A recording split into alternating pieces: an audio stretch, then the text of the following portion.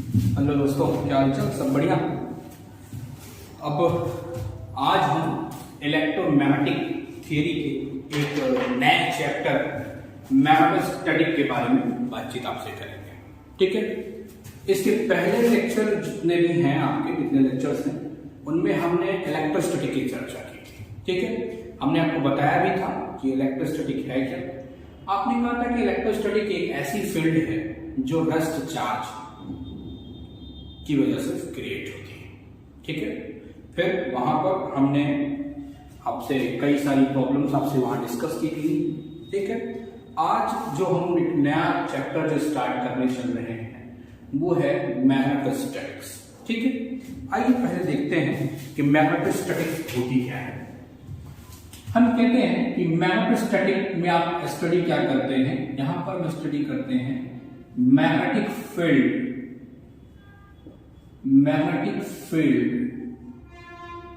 Due to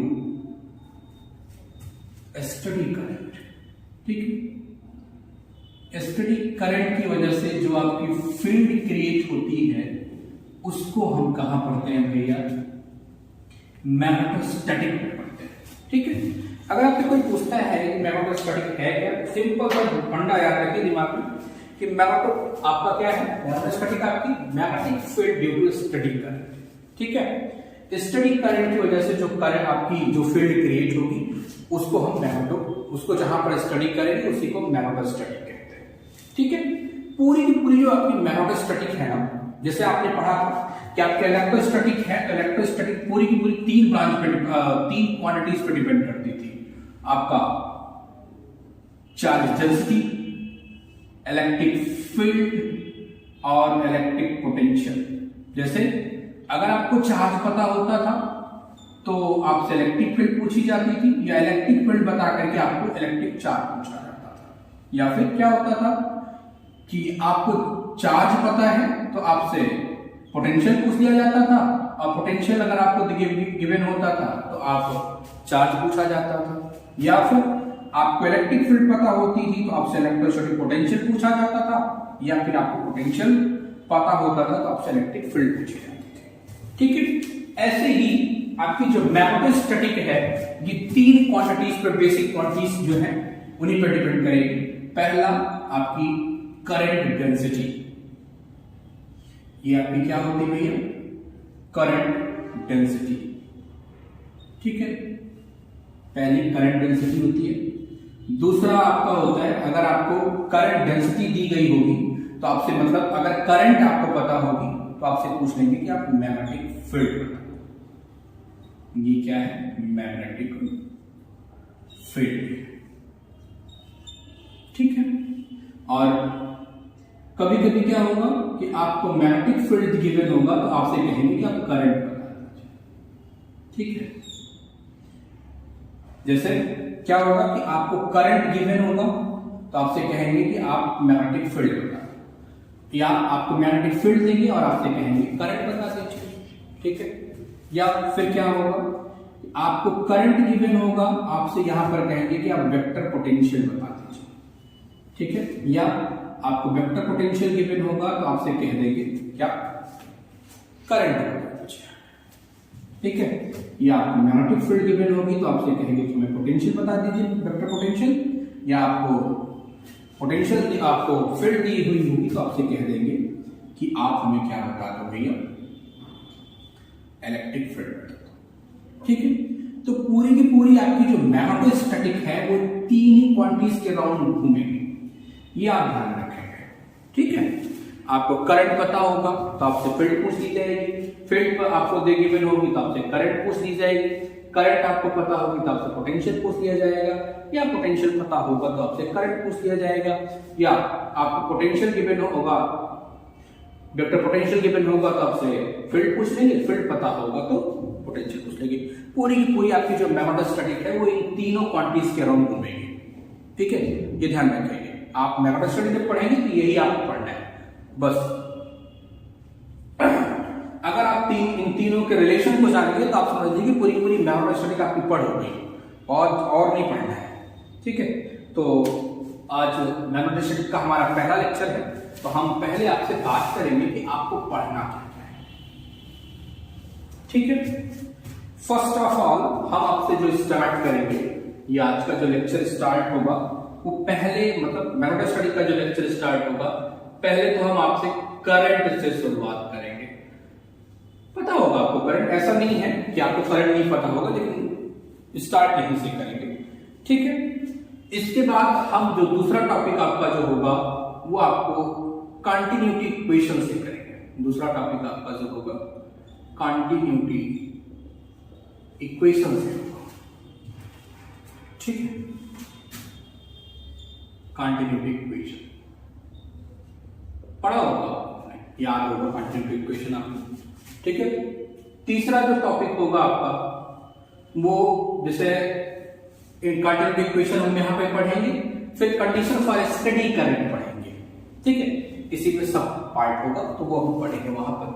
फिर दूसरा आपका जो तीसरा टॉपिक आपका होगा वो आपका होगा मैग्नेटिक फोर्स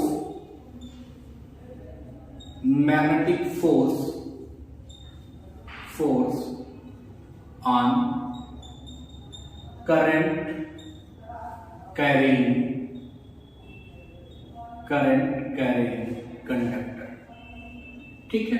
दूसरे लेक्चर में आपको क्या तीसरा टॉपिक आपको जो पढ़ना होगा वो क्या होगा, magnetic force on current carrying conductor, ठीक है। अब जैसे आपको याद हो तो आपने जो चार्ज डिस्ट्रीब्यूशन हमने आपको बताया था, ठीक है। तो आप तीन प्रकार का वहां पर डिस्ट्रीब्यूशन आपने पढ़ा था, लीनियर चार्ज, सरफेस चार्ज और वॉल्यूम चार्ज। मोस्टली तो आप ध्यान रखेंगे कि जो करंट डेंसिटी हम यहाँ पर बात करते हैं वो वॉल्यूम चार्ज की वजह से होती है, लेकिन आपकी जो करंट होती है, जैसे मान लीजिए अगर स्ट्रेट वायर आपका हो गया, ठीक है, या आपका जो है एक सरफेस हो गया, टू डायमेंशनल बॉडी हो गई, तो उसके लिए भी आपका यहाँ पर हम उसके लगने वाले फोर्सेस की बातचीत आपसे करेंगे, ठीक है। इसके बाद जो चौथा आपको टॉपिक पढ़ना है, चौथा आपका क्या है, बायो-सेवर्ट लॉ। पढ़ा होगा आपने, बहुत अच्छे से पढ़ा होगा, क्योंकि इसको तो इंटरमीडिएट से पढ़ते आते हैं, ठीक है।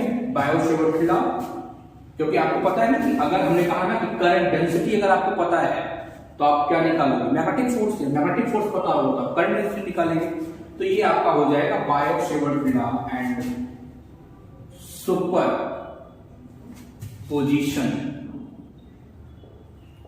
सुपरपोजिशन प्रिंसिपल, ठीक है। सुपरपोजिशन प्रिंसिपल ये आपका होगा। इसके बाद अगला टॉपिक हमारा होगा application of Biot-Savart law. Application of Biot-Savart law, इसकी एप्लीकेशन की बात करेंगे, इससे बेस्ड कुछ प्रॉब्लम की चर्चा करेंगे आपसे, ठीक है।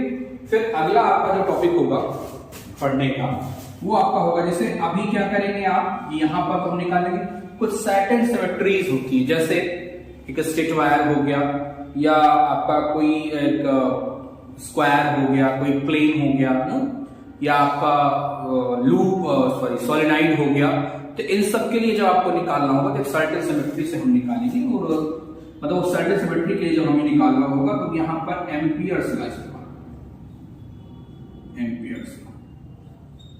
ठीक है। ये एम्पियर्स लॉ हम स्टडी करेंगे यहाँ पर।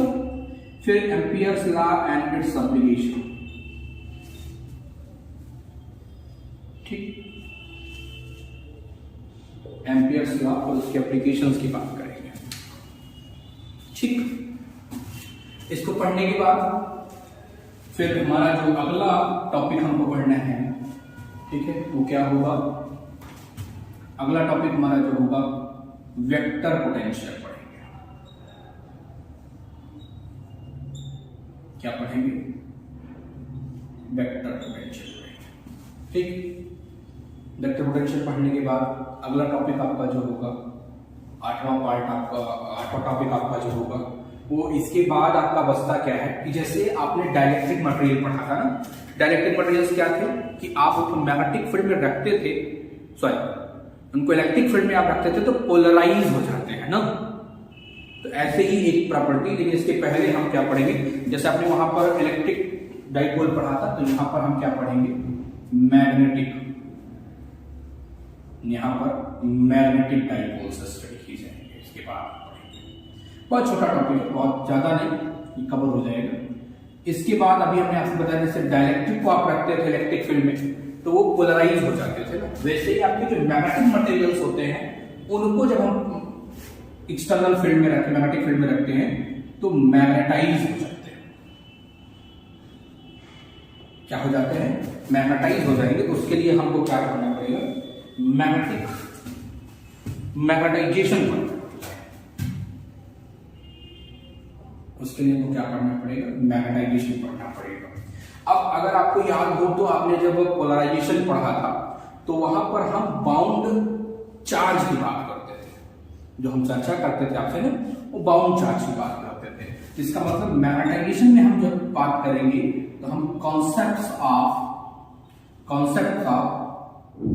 बाउंड करंट की बात आपसे करेंगे, ठीक है, कॉन्सेप्ट ऑफ बाउंड करंट की बात करेंगे, ठीक है।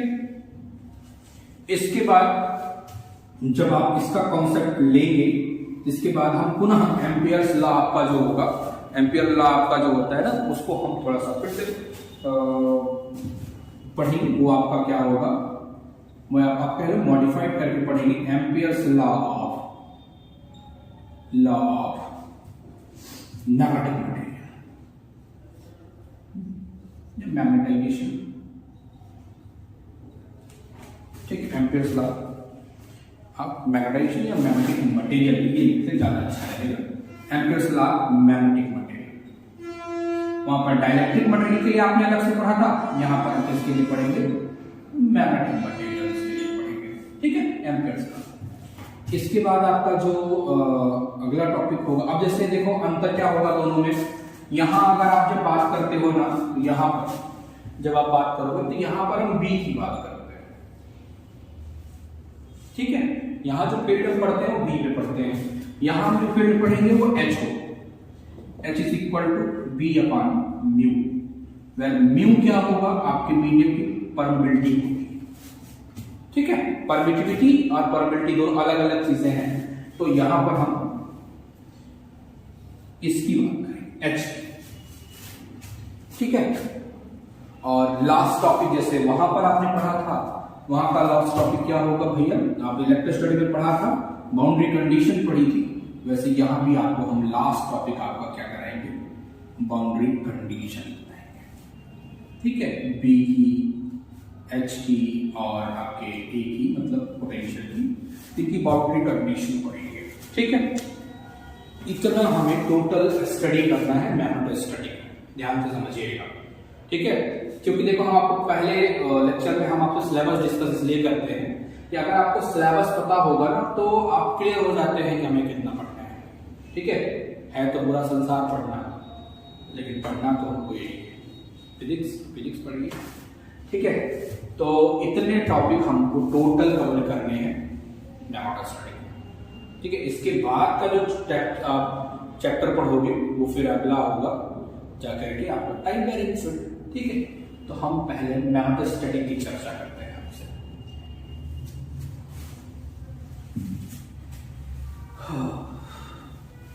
तो पहला टॉपिक हमारा जो है करंट, उस बातचीत आपसे करते हैं,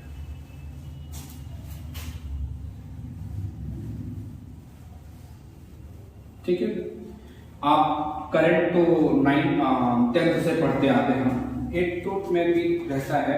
तो करंट क्या होता है, बोलिए करंट क्या होगा। अगर करंट की बात करें तो आपका करंट क्या डिफाइन होता है, किसी भी कंडक्टर में, ठीक है, पर यूनिट टाइम में जितने amount of electric charge flow होते हैं उसी को हम क्या कहते हैं, फ्लो ऑफ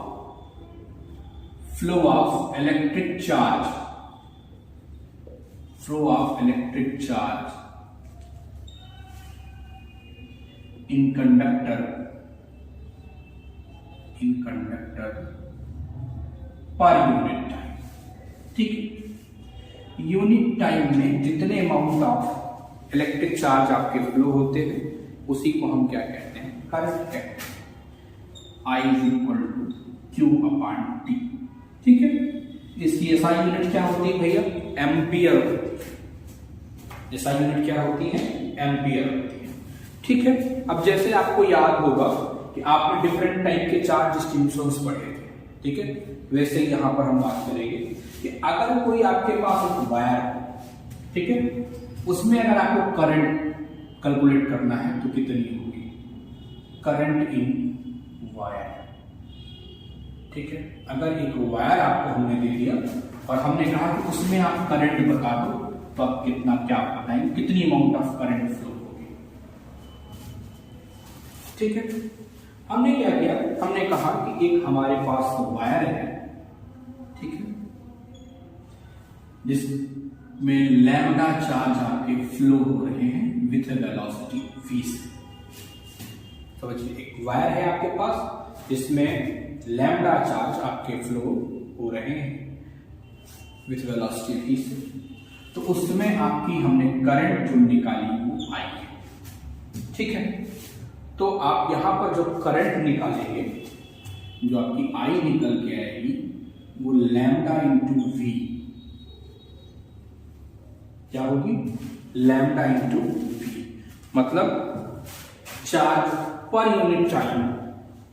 लैम्डा तो आप जानते ही हैं, लैम्डा क्या है? लीनियर चार्ज डेंसिटी है। लैम्डा क्या है? लीनियर चार्ज डेंसिटी है। ठीक है, अगर आपको एक स्ट्रेट वायर दे दिया है और उस स्ट्रेट वायर के लिए आपकी जो करंट निकाली जाए तो आई इज इक्वल टू क्या होगी? Lambda upon v. ठीक है, अब चूंकि आपने पढ़ रखा होगा करंट आपकी एक वेक्टर क्वांटिटी होती है, लेकिन इन केस आप वायर सम केसेस में, जैसे अगर आप क्या ले लें कि एक सरफेस ले लें या आपका क्या हो जाए कि एक वॉल्यूम हो जाए, तो उसके लिए अगर बात करें, लेकिन इन केस आप स्ट्रेट वायर की अगर आप बात करोगे तो यहाँ पर क्या लेते हैं, क्योंकि इसकी जो थिकनेस होगी इसके लेंथ के कंपेरिजन नेग्लिजिबल होती है, तो यहाँ पर हम इसको स्केलर करते हैं, तो आई आपका क्या होता है? लैम्डा इंटू वी होता है। ठीक है, ये आपका करंट इन वायर होता है। ठीक है, अगर हम आपसे कह दें सरफेस करंट डिफाइन करना, ठीक है, सरफेस करंट, देखिए क्या होती है सरफेस करंट। ठीक है, सरफेस करंट। ठीक है, अब हमने एज्यूम क्या किया, हमने कहा कि हमारे पास एक प्लेन है जिसका सरफेस एरिया कितना है? ऐसा। ठीक, समझिए, हमने क्या कहा, हमने कहा कि हमारे पास एक प्लेन है जिसका सरफेस एरिया कितना है? ऐसे है, उसमें sigma amount of charge flow हो रहे हैं विथ वेलोसिटी v से। ठीक है, ये चार्ज आपके सिग्मा चार्ज आपके विथ वेलोसिटी v से आपके क्या हो रहे हैं? फ्लो हो रहे हैं। ठीक है, अब अगर आपकी इसकी सरफेस करंट आपको निकालने के लिए कह दें तो आप क्या करेंगे? ठीक है, हम क्या करेंगे, यहां पर एक हम क्या कर रहे हैं, हम एक लेंथ एलिमेंट ले रहे हैं परपेंडिकुलर, इसकी लेंथ हमने कही dl है, ये dl परपेंडिकुलर लेंथ है।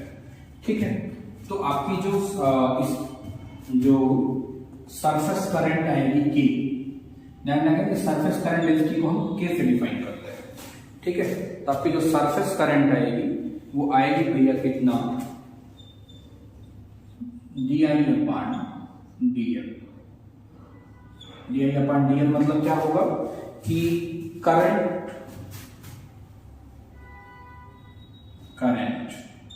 ये देखिए परपेंडिकुलर लेंथ है आपकी, ठीक है, तो current per unit length, current per unit length perpendicular to current flow. ठीक है, आपकी जो सरफेस करंट डेंसिटी होगी तो आपकी क्या डिफाइन होगी, current per unit length perpendicular to the current. ठीक है, आपकी जो करंट फ्लो होगी उसके परपेंडिकुलर जो आपका करंट पर यूनिट लेंथ होगा उसी को हम क्या कहते हैं, सरफेस करंट डेंसिटी कहते हैं। ठीक है, अब अगर आपको क्या हो गया, मान लीजिए कि सरफेस चार्ज डेंसिटी दी हुई है, उसके टर्म में आपको लिखना है, तो कि आप क्या लिखेंगे, सिग्मा वी, वेर सिग्मा पता ही आपको surface charge density, v velocity आपकी हो गई। ठीक है, तो ये आपका हो गया सरफेस करंट। ठीक है, इन जनरल आप जो जानते हैं वो आप वॉल्यूम करंट जानते हैं। ठीक है, वॉल्यूम करंट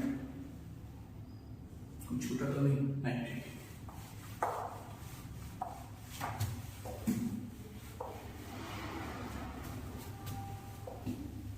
अगर आपसे हम बात करें वॉल्यूम करंट की, ठीक है, वॉल्यूम करंट,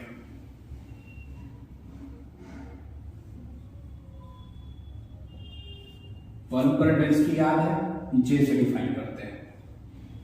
ठीक है, ये क्या है, करंट डेंसिटी आप इसको कहते हैं, वॉल्यूम करंट डेंसिटी के नाम से जानते हैं।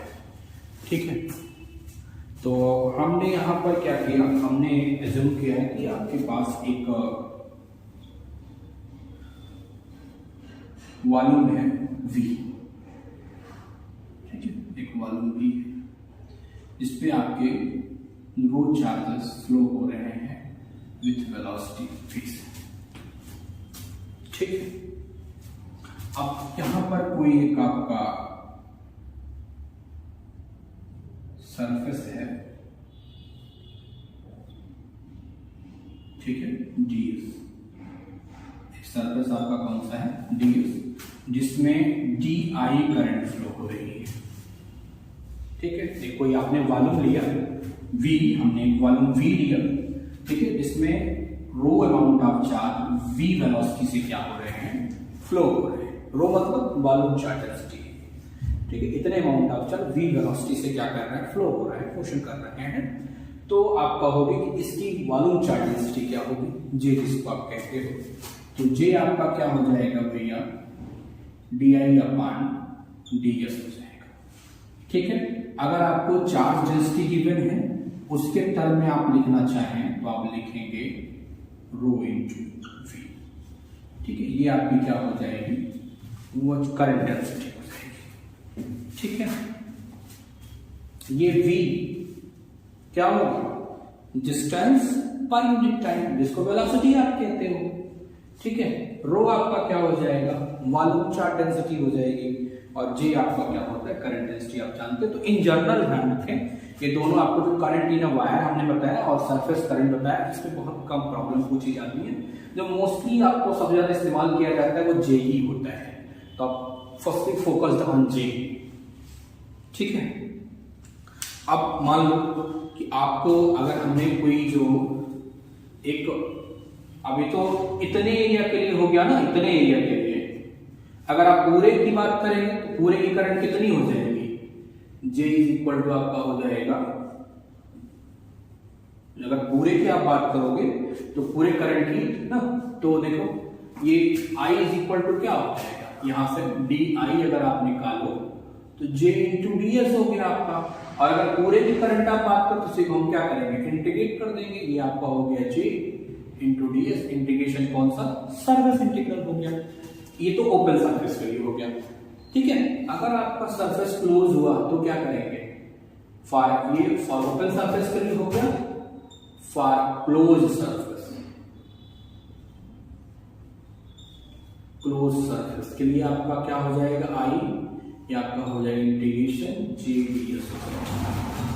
ठीक है, तो ये ध्यान रखेंगे कि आपकी जो करंट डेंसिटी होती है, अगर आप करंट निकालेंगे फॉर क्लोज के लिए तो ये होती है, और अगर आप ओपन सरफेस के लिए निकालेंगे तो ये सरफेस इंटीग्रल दोनों लिखूंगा।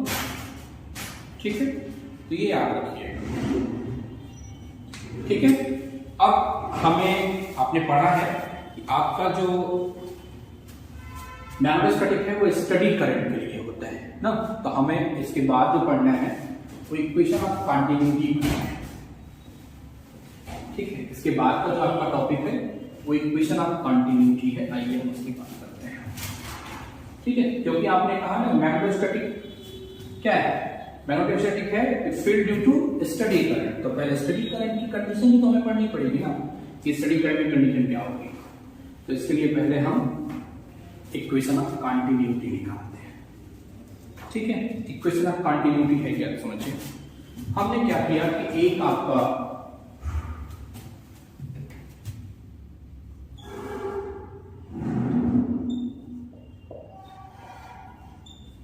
इक्वेशन ऑफ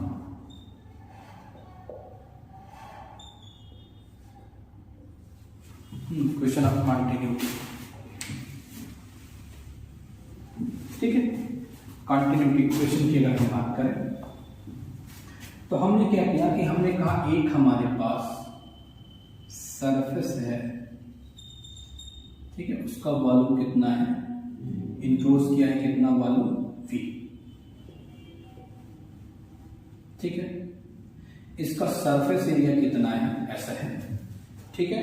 और इसमें आपके जो चार्जेस हैं वो बाहर की तरफ फ्लो हो रहे हैं,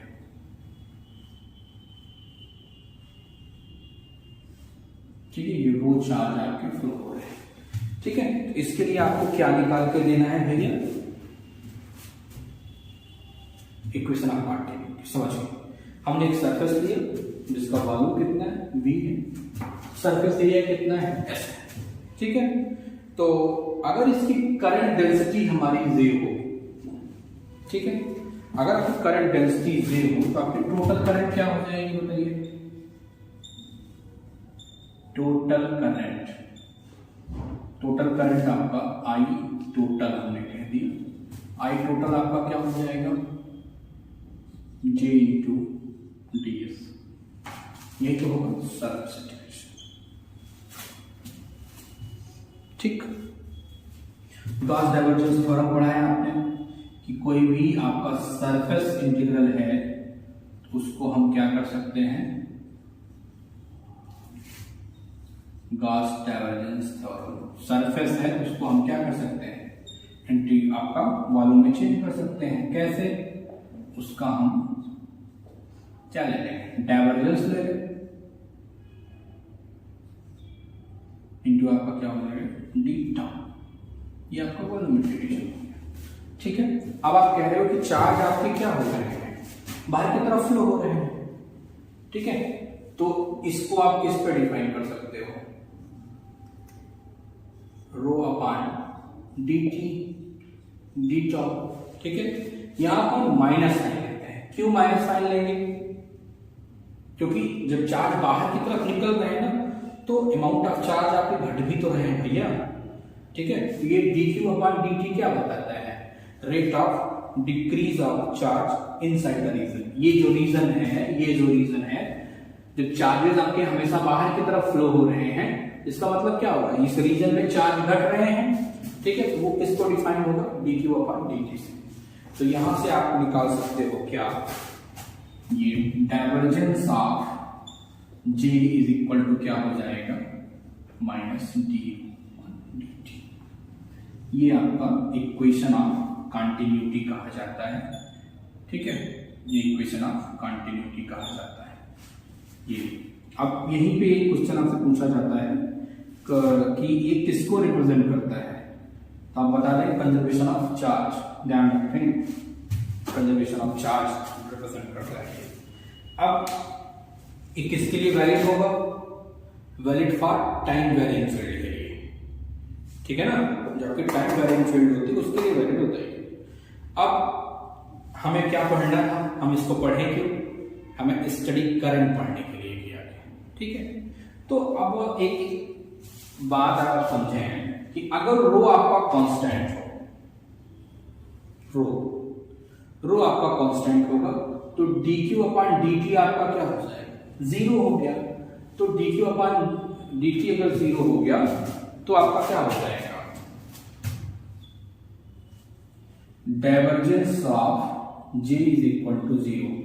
यही आपकी होती है कंडीशन ऑफ स्टडी करंट, इसको ऐसे भी लिखते हैं निम्नला dot J is equal to 0। तो ये ध्यान रखेंगे कि अगर आपके करंट डेंसिटी का डाइवर्जेंस अगर 0 हो जाता है, इसका मतलब आपके करंट को कैसे है, स्टडी करंट है। एक एग्जांपल के थ्रू आपको समझाने का हम प्रयास करते हैं कि जैसे अगर क्या हो गया कि एक वायर हमने ले लिया, ठीक है, ये वायर आपका हो गया, एक स्ट्रेट वायर है, ठीक है, जिसमें आपने कहा कि आई करंट फ्लो हो रही है। तो अब इसके इस पॉइंट पे, इस पॉइंट पे, इस पॉइंट पे या कहीं भी आप चेक करेंगे तो क्या होगा, रो कांस्टेंट होगा, तो डाइवर्जेंस आपका क्या हो गया, 0 हो गया। ये कैसा कॉन्सेप्ट आपका हो गया।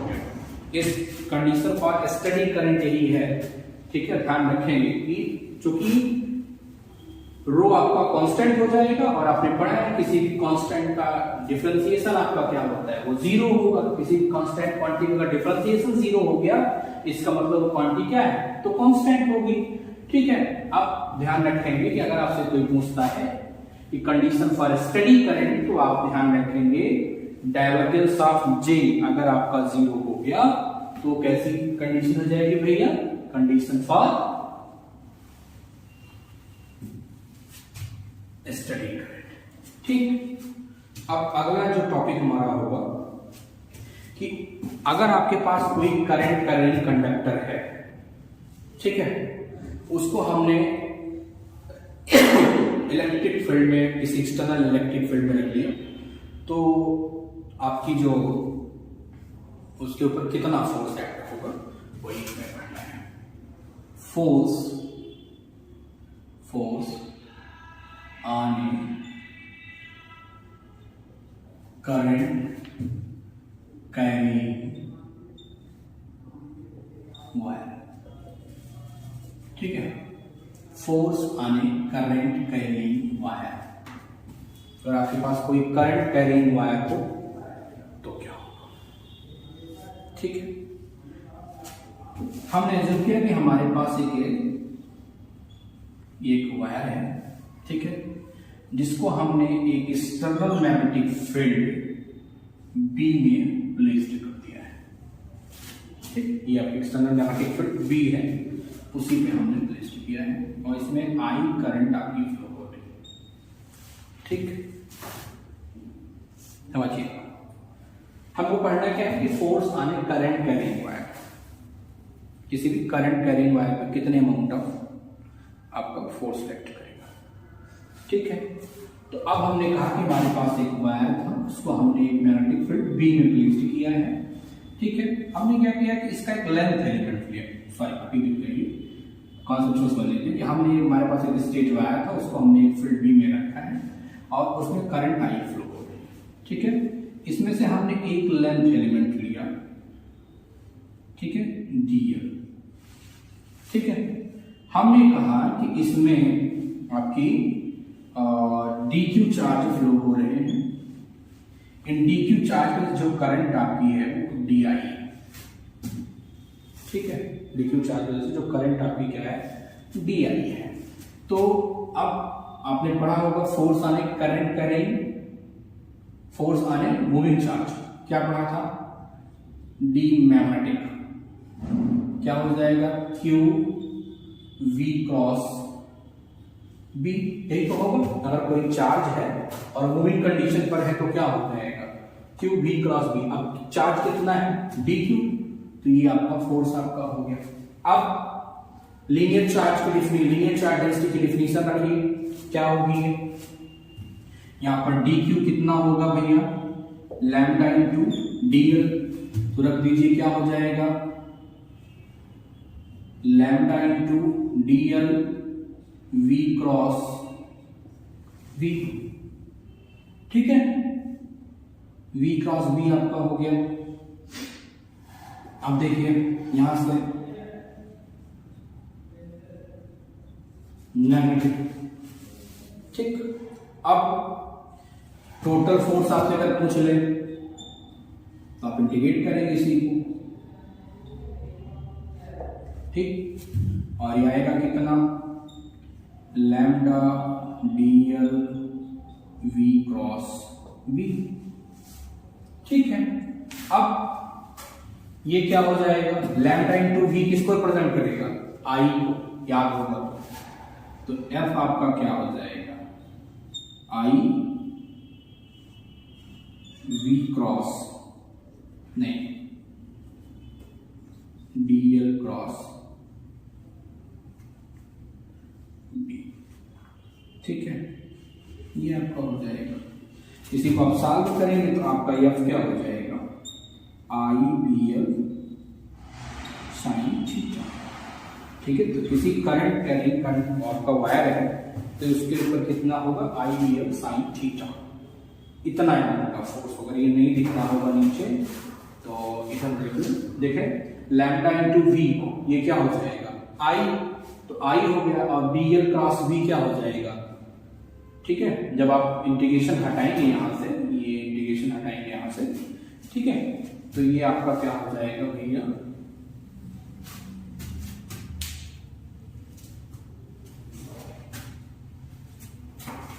एक मिनट देख लेते हैं, इरेज करते हैं, नीचे शायद दिख ना रहा होगा तो इधर देख लें, ठीक है। ये आपका एफ क्या हो जाएगा आपका लैम्डा इंटू वी, आई हो जाएगा ये आपका, ये हो जाएगा I D L cross B, तो इसको आप करेंगे तो आपका हो गया I B L sine theta, ठीक है। ये किसी भी करंट का रेंज वायर पे लगने वाला आपका इतना अमाउंट ऑफ फोर्स होगा, ठीक है। ये तो आपका हो गया किसी भी लीनियर, मतलब अगर आपका करंट इन वायर होगा। अगर सरफेस करंट को तो क्या निकालेंगे, ठीक है। अगर ये क्या हो, सरफेस करंट होगी तो लीनियर करंट थी, अगर सरफेस करंट होगी तो क्या होगा, surface current in magnetic field, तो कितना फोर्स होगा भैया, ठीक है। सरफेस करंट अगर आपकी होगी तो एफ आपका जो हो जाएगा यही आपका, अब ये कन्वर्ट किस में हो जाएगा, फिर आपका ये हो जाएगा चूंकि आपका जो होगा डी क्यू क्या हो जाएगा, बोले सिग्मा इंटू डी एस हो जाएगा, ठीक है, सिग्मा इंटू डी एस, तो ये आपका क्या हो जाएगा भैया, के क्रॉस बी डी एस हो जाएगा एफ, ठीक है। ये सरफेस की वजह से हो जाएगा। और अगर आपकी वॉल्यूम करंट होगी तो क्या होगा, volume current in magnetic field, ठीक है। Volume current in magnetic field होगा तो एफ आपका क्या हो जाएगा यहाँ पे, यही आपका, ये तो क्या है, ये सरफेस चार्ज डेंसिटी और सरफेस करंट डेंसिटी है, ये किससे कन्वर्ट चेंज हो जाएगा, जे क्रॉस बी डी एस हो जाएगा, ठीक है। तो ये आप याद रखेंगे सब पे, कभी कभी थोड़ा सा चेंज कर देते हैं ना आपसे कि अगर सरफेस करंट फ्लो हो रही हो तो कितना अमाउंट ऑफ फोर्स होगा, ये होगा और ये होगा, आई बी एल साइन तो जनरली आप जानते हैं, लेकिन अगर इस केस में पूछ लेंगे तो आप ये ध्यान रखेंगे, ठीक है। के क्रॉस बी डी एस हो जाएगा, जे क्रॉस डी, ठीक है भैया। और अगर इसको आपसे पूछना है तो इस तरीके से आप इसको पढ़ेंगे। आज इतना ही, इसी पे हम रुकेंगे। नेक्स्ट लेक्चर आपका जो होगा वो हम यहीं से शुरू करेंगे, फिर इसके बाद बायो शेवल पे बातचीत आपसे करेंगे, ठीक है। Thank you.